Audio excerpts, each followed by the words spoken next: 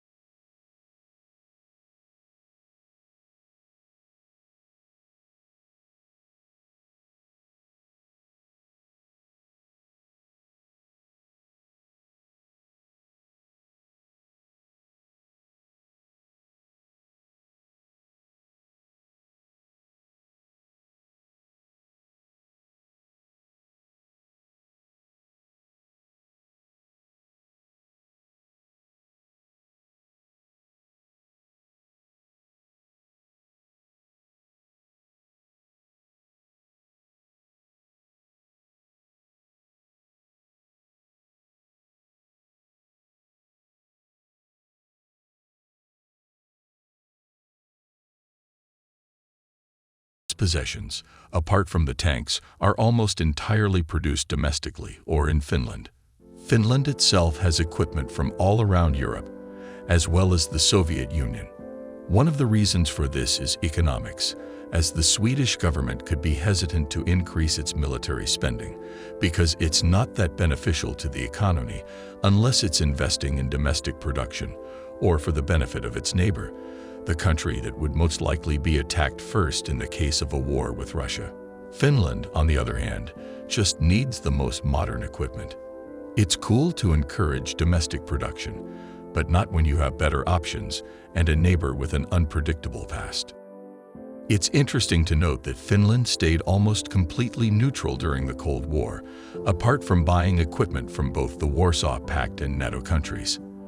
However, in 1995, the country politically and economically allied with the West, joining the EU together with Sweden and Austria. Militarily, a shift in Finland's policy occurred as early as 1994, when it joined NATO's Partnership for Peace program. One Finnish battalion was sent to help NATO's peacekeeping mission in Bosnia in 1996, and since 1999, over 7,000 Finns have served in the KFOR operation in Kosovo. Finnish forces have also worked alongside Allied forces in Afghanistan and then Iraq in the 1990s. However, the issue of NATO membership became particularly contentious after the 2008 war with Russia. In the aftermath of the conflict, the government in Tbilisi felt that its security was seriously compromised and began to push for closer ties with the West. In response, NATO agreed to establish the NATO-Georgia Commission in 2008, which aimed to support Georgia's reform efforts and bring it closer to the alliance. Since then, the country has made significant strides in terms of political, economic, and military reforms. In 2014, NATO announced that it was open to the possibility of Georgia's eventual membership, and the country was designated as an aspirant for NATO membership. This was a significant step forward, but it did not mean that Georgia was guaranteed to become a member of the alliance. Since then, Georgia has continued to pursue closer ties with NATO, including participating in NATO-led operations and increasing its military cooperation with the alliance.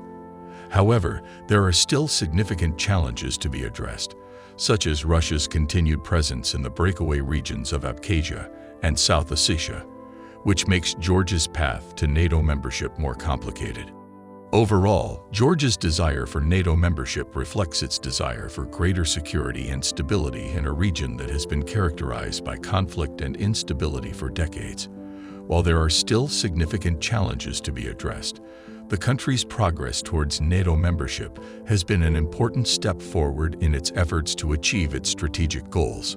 Did you know that Finland meets all the requirements for NATO membership, including having a well-funded army ready to defend against invasion? However, the stance of other countries, particularly Russia, is preventing their accession from happening. While Putin has signaled that he is okay with North European countries joining NATO, Russian officials have warned of serious military and political consequences if NATO deploys military infrastructure and soldiers near the Russian border. But given Russia's recent actions in Ukraine, it seems unlikely that Finland would be eager to repeat this experience. All 30 current NATO member states must accept new countries into the alliance, and 28 of them have already ratified the treaties in their parliaments. The only countries yet to do so are Hungary and Turkey.